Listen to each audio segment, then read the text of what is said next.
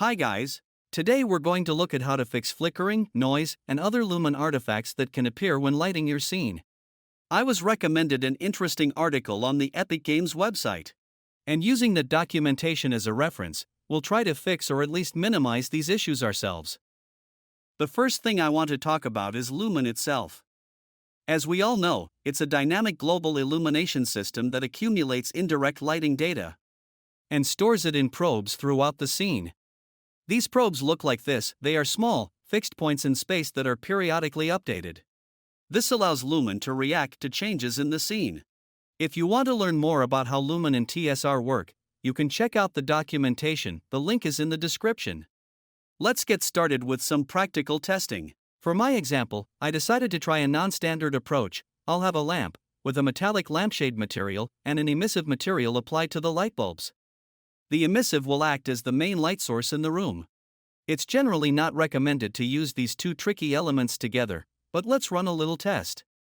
There are many situations where you might get noise or flickering, but with these settings, we'll try to solve all of that. To make it clear which commands I'm using, I'll be entering them through console variables. This is the same as the regular console panel. I've just enabled it through the plugins.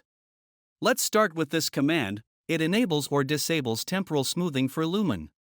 If it's set to 0, smoothing is turned off, and you get maximum noise and flickering. If it's set to 1, temporal smoothing is enabled, so Lumen accumulates lighting across frames, which means less noise and flickering. This command controls whether lighting history is cleared after each frame. Setting it to 1 resets the history every time, causing maximum flickering and significantly reducing performance. Setting it to 0 keeps the history, which smooths the lighting and has little impact on performance. Next, we have a command that I won't be using. I'm not entirely sure how it might affect flickering or glare. It's probably a debug command. When enabled, the Lumen subsystem accumulates global illumination data. You can experiment with it on your own if you'd like. Now for the fourth command on the list. To be honest, I prefer to leave it at the default value. It's probably useful for rendering, especially if your camera moves quickly. Lower values make Lumen update the lighting history more often, which reduces ghosting but can introduce flickering. Higher values rely more on previous frames, so you get less flickering but more ghosting and trailing behind moving objects. The fifth command is very useful. It's a special Lumen command. Sometimes, pixels don't respond correctly due to abrupt updates or resets of the lighting history.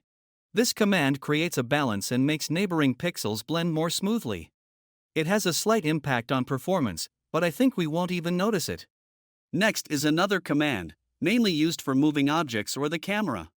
Setting a lower value updates the lighting history faster, reducing flickering but increasing GPU load. A value closer to 1 updates the history less often, which improves performance but can cause light buildup and flickering.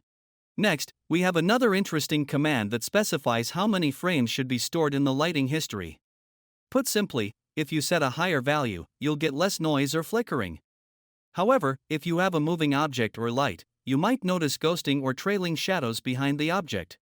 Also, higher values affect performance, so for a good balance, I set it to 16. The eighth command is related to ray tracing.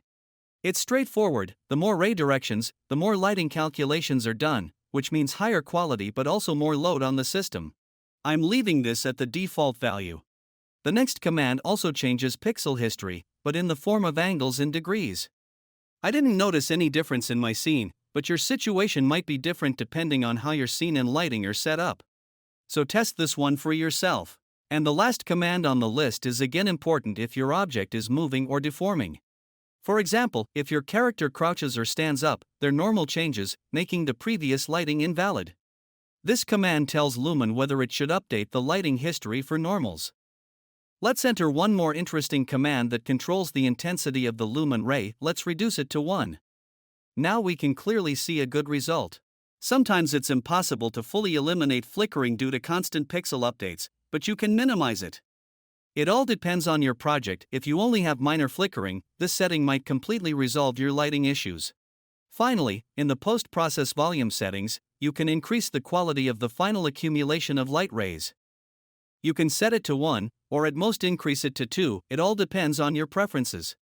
Just remember that the higher this value, the lower the performance. And most importantly, all the commands we discussed above are not saved automatically.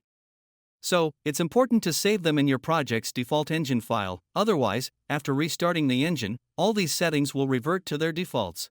Next time, we'll look at how to get rid of flickering and noise on foliage, fences, and similar surfaces. For that, we'll need to use TSR commands. In this video, we covered many technical aspects, so I would really appreciate your like and subscription. Please share this video with anyone who is having similar issues with noise and flickering. Thank you for watching, and see you again soon.